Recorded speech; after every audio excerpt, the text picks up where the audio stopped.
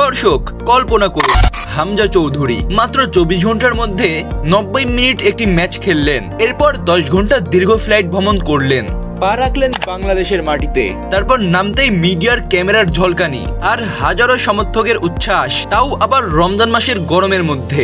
এই অবস্থায় আপনি থাকলে কেমন লাগতো? কিন্তু হামজা চৌধুরী তিনি যেন এক অন্যরকম মানুষ।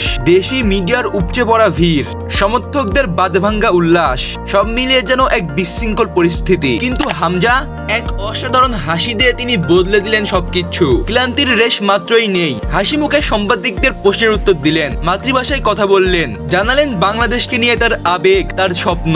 Hamza Chowdhury, my heart is full. হামজার এই ছোট্ট বাক্যটি যেন কোটি মানুষের হৃদয় নাড়া দিয়েছে। সোশ্যাল মিডিয়ায় ঝড় তুলেছে এই লাইন। বাংলাদেশের ফুটবল নিয়ে তার ফ্যান্টাসি, তার পরিকল্পনা সবকিছুই তিনি শেয়ার করলেন তার নিজের মতো করে। আর এতেই যেন আরো কাছের হয়ে গেলেন দেশের ফুটবল প্রেমীদের কাছে। আজ তিনি এলেন, সবাইকে হাসালেন, ভালোবাসার বার্তা দিলেন। কিন্তু সামনে 25 তারিখ চির প্রতিদ্বন্দ্বী ভারতের বিপক্ষে সেই মহারণ। বাংলাদেশ মানুষের এখন একটাই চাওয়া, হামজার নেতৃত্বে একটি অসাধারণ জয়। হামজা, বাংলাদেশ আপনাকে ভালোবাসে, আমরা আপনাকে ভালোবাসি।